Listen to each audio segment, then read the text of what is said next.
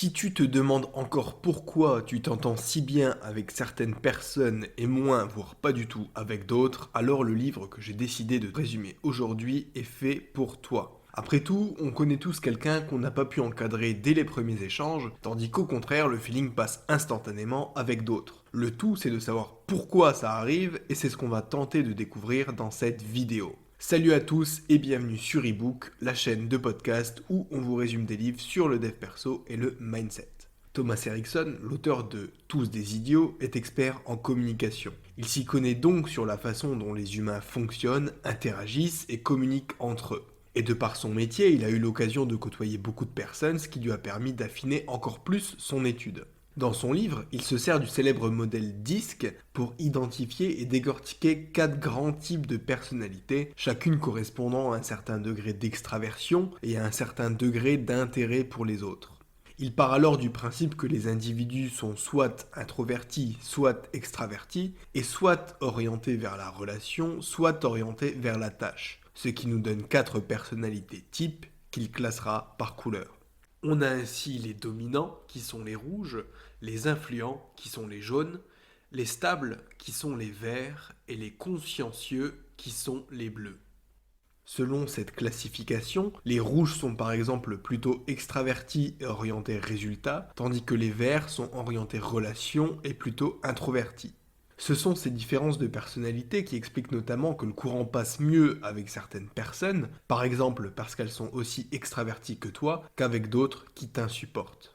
Comme on le verra après, il se peut que tu aies des traits de plusieurs couleurs à la fois, donc pas d'inquiétude si tu ne colles pas à 100% à une seule couleur. Dans la plupart des cas, les gens ont même 2 voire 3 couleurs et dans des proportions qui leur sont propres.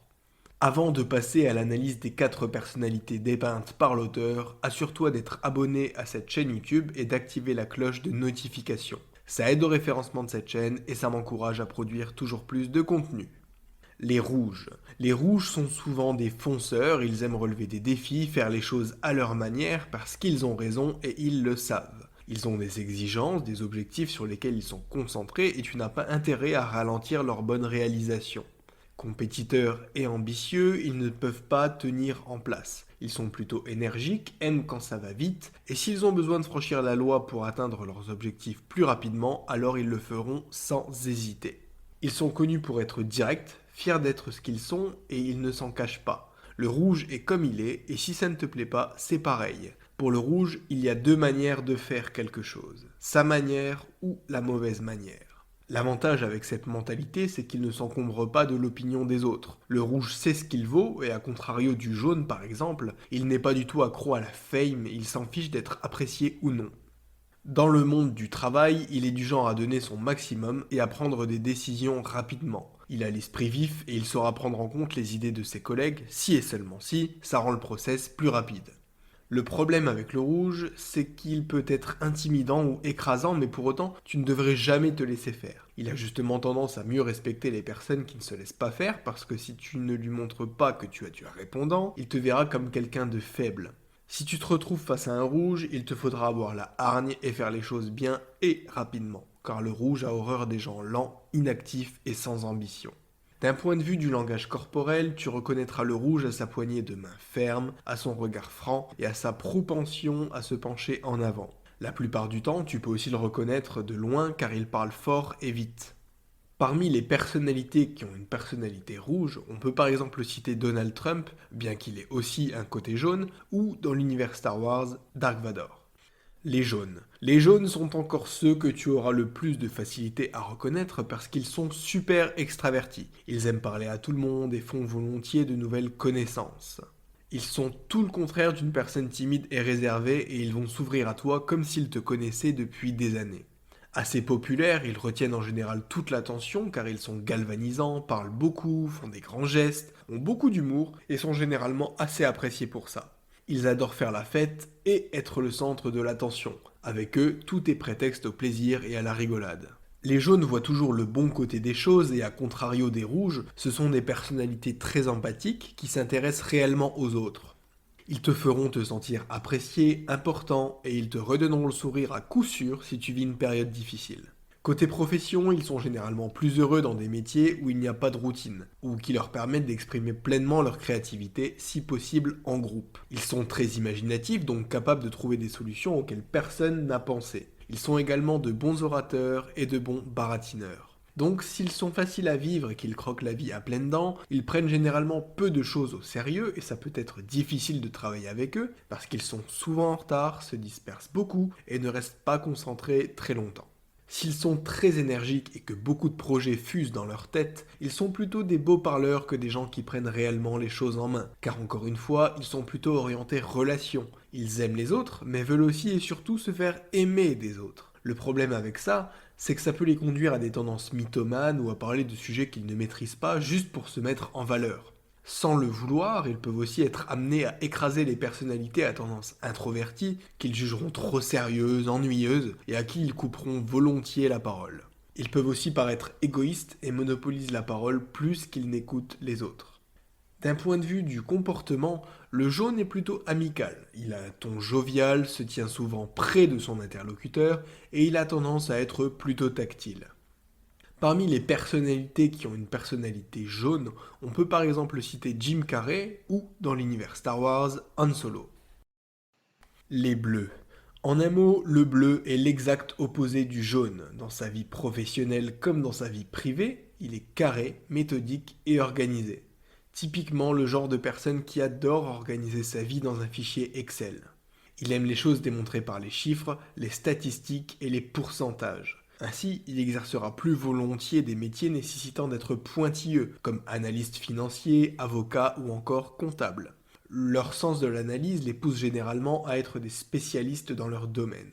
Avec un bleu, peu de choses sont laissées au hasard et tu peux être sûr que son appartement est toujours soigneusement ordonné, chaque objet bien rangé à sa place.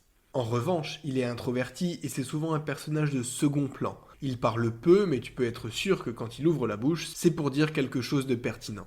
Le problème avec le bleu, c'est précisément qu'il est trop carré. La moindre tâche lui prendra beaucoup de temps car il préfère tout analyser avant d'agir et parfois trop. Par exemple, il lira la notice plusieurs fois avant de monter un meuble ou encore se relira plusieurs fois avant d'envoyer un email par peur d'une faute de frappe ou de ne pas être clair. En effet, il déteste les erreurs, ce qui le pousse à être très critique envers lui-même et envers les autres. Si tu dis quelque chose d'erroné, ou que tu as un morceau de salade entre les dents, il n'hésitera pas à te le faire remarquer, même en public. D'un point de vue du langage corporel, les bleus se tiennent plutôt à distance des autres, ne font pas beaucoup de gestes et ont un langage corporel fermé. Parmi les personnalités qui ont une personnalité bleue, on peut par exemple citer Albert Einstein ou, dans l'univers Star Wars, C3PO. Les verts. Les personnalités vertes constituent le plus gros pourcentage de la population. Si tu n'as toujours pas réussi à t'identifier vraiment à l'une des autres couleurs, alors ta couleur dominante est sûrement le vert. Les verts sont généralement un mélange mesuré des trois autres couleurs. Calmes et serviables, ils sont aussi la plus passive des quatre, puisqu'ils ne sont pas aussi déterminés que les rouges, pas aussi ingénieux que les jaunes et pas aussi organisés que les bleus. Ça implique qu'ils aiment la routine et qu'ils font en général de bons employés qui ne discutent pas les ordres et qui d'ailleurs détestent les conflits. Ils sont ainsi des personnes très agréables, facilitantes et qui aiment jouer collectif. Et en effet, ils sont orientés relations, ce qui en fait des amis loyaux, tolérants et surtout à l'écoute. Ce sont des bonnes poires qui sont parfois plus attentives aux autres qu'à eux-mêmes. Ils t'offriront leur aide dès qu'ils le peuvent parce que ça leur fait plaisir, mais aussi parce qu'ils veulent être en bon terme avec toi. Le problème du vert, c'est justement qu'il aura du mal à s'affirmer et aura tendance à s'effacer devant des personnalités plus fortes, par exemple face à un rouge ou à un jaune. Il déteste les conflits, mais il oublie assez vite que dans la vie, il est impossible de plaire à tout le monde. Aussi, il stresse facilement dès lors qu'on le sort de sa zone de confort. Il déteste ce qu'il ne connaît pas. À noter que le vert est aussi quelqu'un qui n'ose pas, il n'osera pas trop demander l'aide des autres quand il connaît une situation délicate, il n'osera pas non plus dire non de peur de froisser son interlocuteur. Le vert ne prend en général pas trop position, ne donne son avis que si on lui demande, et a toujours peur d'exprimer concrètement ce qu'il veut ou ce qu'il pense. Parmi les personnalités qui ont une personnalité verte, on peut par exemple citer Gandhi ou, dans l'univers Star Wars, Luke Skywalker. Comment se comporter avec les rouges? Le secret pour que tu ne sois pas l'idiot d'un rouge, c'est d'agir rapidement car il déteste les gens lents. Il te faudra aussi aller à l'essentiel et communiquer clairement sur ce que tu veux de lui. N'oublie pas aussi que le rouge aime les personnes comme lui. Il te faudra faire preuve de détermination et surtout ne pas te laisser écraser. Si le conflit est un truc qui te dérange, pas lui, il apprécie la bataille. D'ailleurs, dis-lui lorsque tu as le sentiment qu'il devient trop écrasant. Il ne faudra pas non plus hésiter à lui signifier lorsqu'il veut aller trop vite, car se précipiter dans une tâche conduit parfois à la bâclée. Si jamais tu devais lui donner un avis négatif sur quelque chose qu'il a dit ou fait, alors prépare tes nerfs, va droit au but, donne un exemple concret, et surtout tiens-toi-en aux faits, pas à ce que tu as pu ressentir. Comment se comporter avec les jaunes? Le secret pour que tu ne sois pas l'idiot d'un jaune, c'est de le mettre dans une atmosphère chaleureuse et joviale. Souris, fais des blagues et surtout ne sois pas ennuyeux. Ne t'attarde pas à lui expliquer les détails sur le fonctionnement de telle ou telle chose, il ne t'écoutera de toute façon pas. Si le rouge est axé sur la vitesse, le jaune est excité par les choses nouvelles. C'est un novateur, il aimera tester des trucs que personne n'a encore fait. C'est typiquement le genre de personne susceptible d'avoir le syndrome de l'objet brillant. Donc si tu veux maintenir son intérêt, raconte-lui les expériences amusantes que tu as vécues et fais preuve d'intérêt quand il fera de même. Puisque les jaunes sont des piètres auditeurs, assure-toi d'avoir été bien compris par eux lorsque tu demandes quelque chose. Fais par exemple en sorte de l'entendre dire « Ok, je serai là à 19h si tu organises un dîner à cette heure-là ». Ou encore mieux, dis-lui carrément que le dîner se tient à 18h30 pour anticiper la demi-heure de retard qu'il aura de toute façon. Pour dompter leur ego, il faudra aussi leur faire comprendre qu'ils ne sont pas tout seuls. Venir en retard ou faire les choses avec légèreté est susceptible d'impacter les autres. Si jamais tu devais lui donner un avis négatif sur quelque chose qu'il a dit ou fait, prends-le bien à l'écart du groupe pour ne pas le vexer et vérifie qu'il n'essaye pas de se détourner du sujet pour discuter de quelque chose de plus fun. Assure-toi aussi qu'il écoute réellement ce que tu dis et qu'il n'est pas plongé dans ses pensées. Explique-lui bien que ce que tu critiques, ce sont ses actes ou ses paroles, pas sa personne. À défaut, il se sentira rejeté, se victimisera et ça aura l'effet inverse. Tu vas créer un nouveau problème au lieu d'en solutionner un. Essaye peut-être de commencer ta critique par une blague ou par un compliment pour alléger un peu l'atmosphère. Comment se comporter avec les vers? N'oublie pas que les vers ont besoin de sécurité. Il est donc indispensable que tu leur fasses une bonne première impression dans le cas où tu en rencontres un pour la première fois. Si tu ne veux pas être l'idiot d'un ver, mets-le en confiance et surtout ne le bouscule pas en lui proposant trop brusquement de nouvelles habitudes ou activités. Il cherche constamment à échapper au stress. Permets-lui donc de profiter de ses week-ends, de ses moments d'inactivité, et s'il doit prendre une décision, laisse-lui bien le temps qu'il faut pour réfléchir.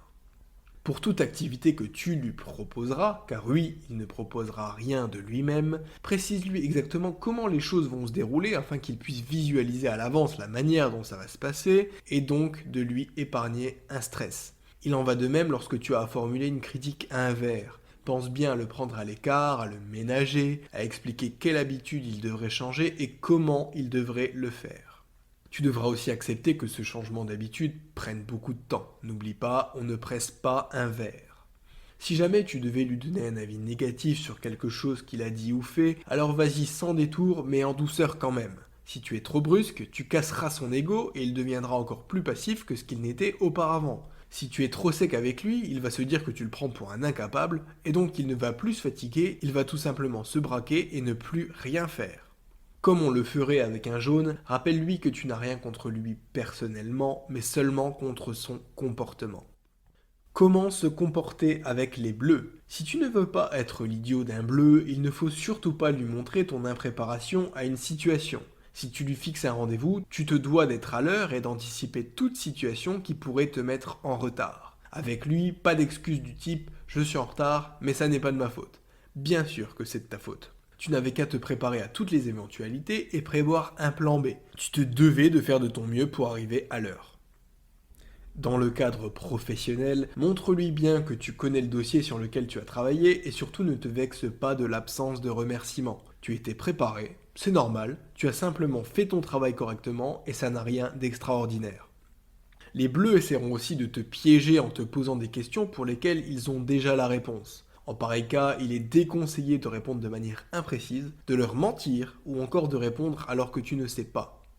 Il faut également éviter de se vexer lorsque le bleu formule une critique, précisément car c'est dans sa nature d'avoir la critique facile. Même s'il estimera que tu as tort de mal le prendre, il te faudra lui expliquer que ses commentaires peuvent parfois être blessants.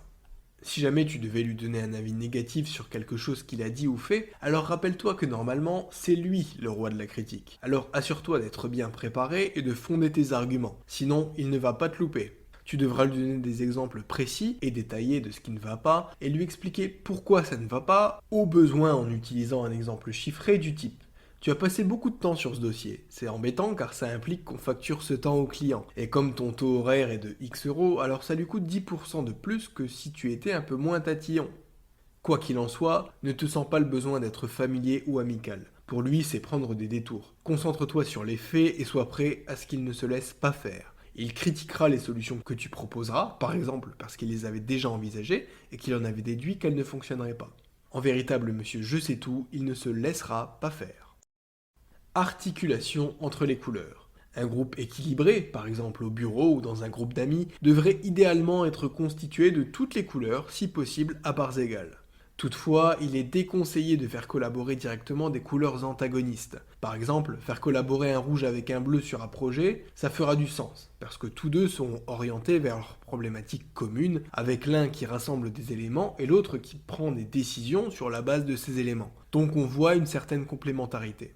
En revanche, faire collaborer un rouge, actif et orienté vers la tâche, avec un vert, passif et orienté vers la relation, pourrait conduire à de mauvaises performances car le vert se sentira écrasé et ralentira la cadence. Ça aura tendance à énerver le rouge encore davantage. L'un comme l'autre risque donc de mal le vivre et le résultat de cette collaboration sera peu concluant. Statistiquement, l'auteur estime que 5% de la population n'est que d'une seule couleur, que 80% a deux couleurs et que les 15% restants sont un mélange de trois couleurs. Il n'est en revanche pas possible d'être des quatre couleurs à la fois, et s'il est possible d'être à la fois bleu et jaune, les cas de personnes à la fois vertes et rouges sont rarissimes, voire impossibles, parce que les deux couleurs sont vraiment antagonistes.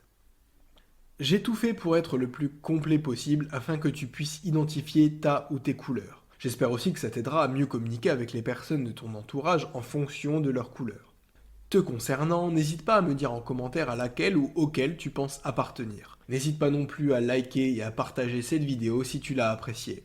C'était ebook, je te dis à bientôt pour une nouvelle vidéo, ciao ciao.